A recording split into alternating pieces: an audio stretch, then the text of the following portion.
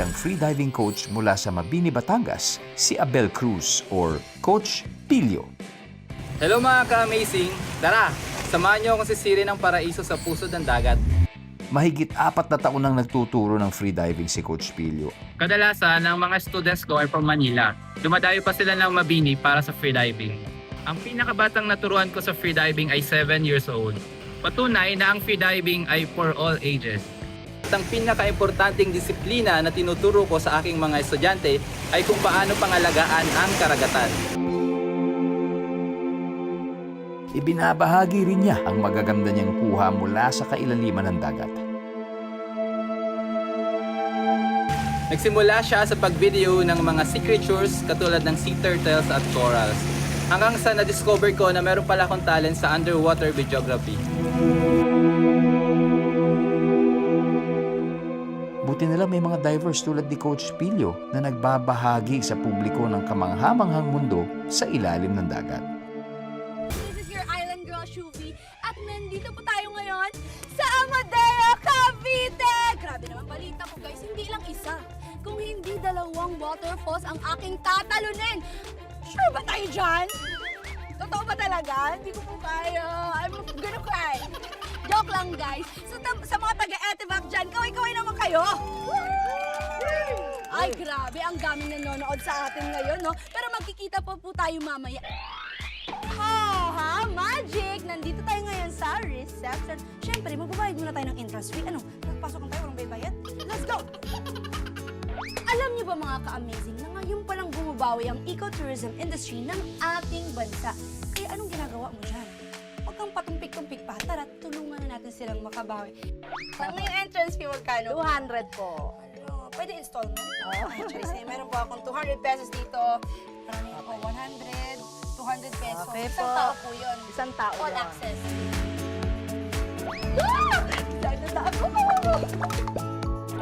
Nakikita niyo ba yung nakikita ko? Tingnan niyo lang yung nasa likod ko, guys. Ito yung famous Balite Falls nila. And hindi siya masyadong mataas, kaya bawal siya i-dive. Pero okay lang yan. Magtatampisaw pa rin tayo kasi ready akong mabasa ngayon. Let's go!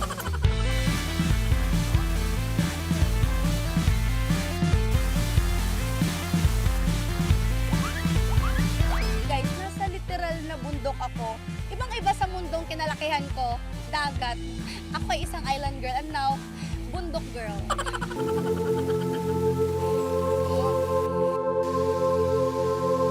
At ito na nga ang mataas na bahagi ng Balite Falls, guys. At alam niyo ba na sobrang taas niya, guys? Diyos ko Lord! Alam niyo ba yung height niya ay 12 feet at ang depth niya naman ay 18 feet. So, safe to dive, mga kapuso. Amazing! Let's go cliff diving! Woo!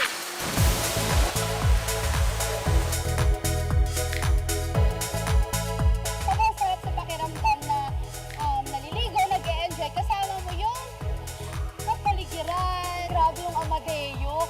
Sobrang saya ko, guys. See you, guys!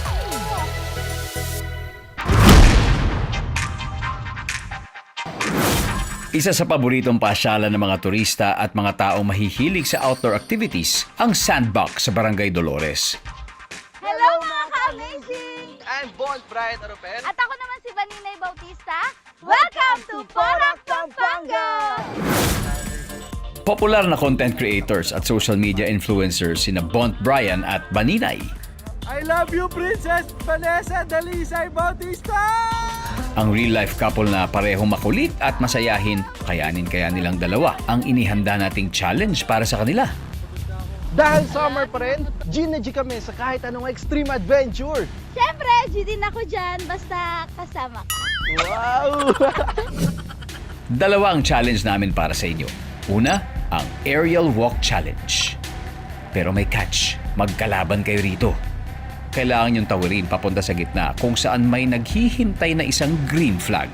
Ang makakakuha ng green flag ang magiging winner. Ready na ba kayo? We're ready! Your amazing aerial walk challenge begins in 3, 2, 1, go! Ay, madali lang pala siya. Madali lang. O, tingnan nyo. Ay! Diyos ko po!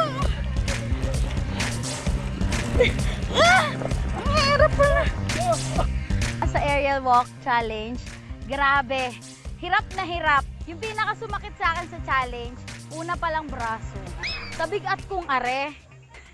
Ay syempre, dadalhin ko yung aking katawan eh. Ang bagal mo! Ang iksi ng bias ko, ang dali naman ang sayo. Sa sobrang bagal mo, pwede pa ako dito magkape. Woo! Ito na oh. Ang pinakamahirap naman yung traverse wall. Medyo mahirap po dito, no? Parang anytime lalaglag tayo. Kasi hindi ko alam gagawin ko, yayakap ba ako, tatapak ba ako. Ang taas yung nahirapan ako kasi medyo nahuhulog ako eh. Nahuhulog na ako na medyo alanganin yung buhay ko. Kada taas ng tapa ko, sobrang sumasakit yung legs ko. Ano to? Ang hirap! Ang hirap! Nasaan na siya? Yung pinakamahirap, yung fidget spike. Akala ko tatapak lang okay na. Pero may pag ganun be. Unexpected mo kung saan siya liliko. Teka, relax ka lang ba, Nina? Relax. Actually, nauna ako kay Banina. Kita naman sa video, di ba, na ang galing-galing ko. Pero hindi ko napansin na nandun na pala yung flag. Minsan kasi nandun na pala, pinapakawalan mo pa, di ba? Hindi, tsaka siguro napagod ka. Napagod sa'yo. Hindi. Sige na, ikaw na yung panalo. Ikaw na. Sorry guys, alis ka na. Dito lang, winner lang. Pero panalo na ako! Aminadong may fear of heights si Baninay. Na 100 feet daw ang taas nitong giant swing. Hawak ka lang sa camera ko. Ako bahala sa'yo. Ready ka na? Let's go! Habang hinihila kami pataas, mas palalim ng palalim yung nararamdaman ko na parang feeling ko anytime soon mahihimatay ako. Meron akong fear of heights. As in, pag matataas, minsan ayoko talaga, kaya ang ginawa ko, ang tactics ko, nung paakyat na kami dito sa giant swing, pumikit na lamang ako. Kuya, tama na!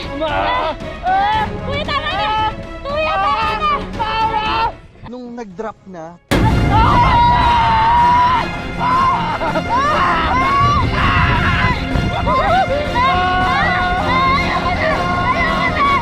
legit napadasal ako. Napadasal talaga ako na sabi ko, sana kaya ko. Kasi talagang nanigas yung kamay ko. Nahirapan talaga ako. Nung nag-drop na, naiwan yata yung puso ko sa taas. Kaya naramdaman ko, nauuna pa yung tali sa akin.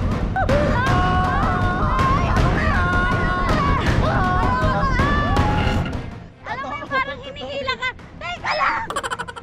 Pero after naman nung nandun ka sa baba, medyo mahangin naman na siya. So, kinaya ko naman na. Ako, parang hindi ko kaya sumakay ng mag-isa dito. Feeling ko kung mamamatay man, ba't ako lang? Mas okay na talaga na dalawa kami. Kasi kung malaglag ako, may hahawak pa. Yung giant swing, guys, nire-recommend ko pa rin kahit nakakatakot. Saya na! Saya. Worth it naman yung experience na to. Mas amazing talagang experience kung kabanding mo sa bawat adventure ang iyong mahal sa buhay. Isang 50-foot wall na kailangan niyang akyatin at talunin. Dong, kaya yan! Ako ang Reynang walang inuurungan. Yung expectations ko, for sure mahirap talagang wall climbing kasi mataas yung wall. Tara! Let's climb this wall! Super takot ako sa heights. Ang strategy ko para sa challenge natin, especially yung wall climb, is to make sure to take my time, pace myself, so I can reserve my stamina. The whole time, yung pinofocus ko talaga is to grip the stones kasi ang haba ng nails ko, diba? So, it was a combination of trying to fix my feet and where to reach. Honestly, sumakit yung braso ko because I was not using my legs. Ginagamit ko talaga yung arms ko mostly. So, I had to stop and make sure to take a break and breathe. Okay, I can't give up. I can't give up just yet. Lapit na ako. Don't stop and make sure you finish that challenge.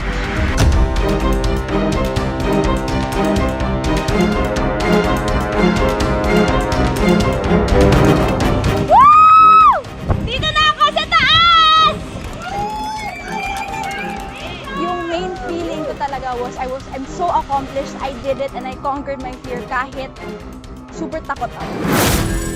Nice one, Dia. Pero kailangan niyang talunin ang Adventure Tower.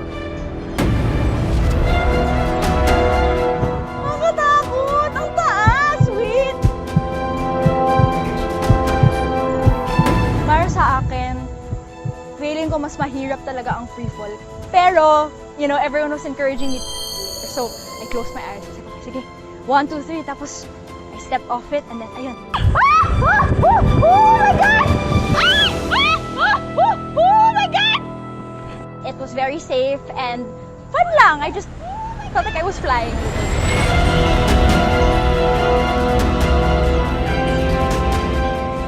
We did it! We did it! Woo! We did it! I conquered my fear of heights! I did it! Hi guys! So, nandito pa tayo sa Sandbox, Pampanga para kumpletuhin ang adrenaline junkie adventure ko. We're doing the zipline roller coaster. Heads up, Dia! Ito ang Avatar 1, ang kauna-unahang roller coaster zipline sa bansa. Oh my God!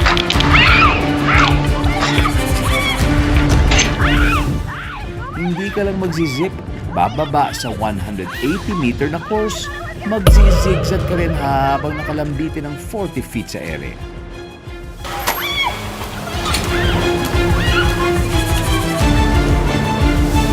Akala ko chill lang. Kasi mukhang masaya. Yung unang drop pa lang, sumigaw ako. Nagulat ako na parang yung feeling na baka mahulog ako. Mabilis pala pero kita ko lahat ng Pampanga dito! Ay! Masaya yung parang pag-ikot, yung curve part kasi you can see all of Pampanga and you can see the views of the place. I would totally recommend this to all of my family and friends because it's a good group activity sa mga barkada, sa mga pamilya, and of course, once in a lifetime experience to with Amazing Earth. We did the super high wall climbing, we did the free fall, and then we did this roller coaster zip line. Woo! Thank you, Amazing Earth! Yan si Dia Mate, ang matapang na reyna mula sa Cavite.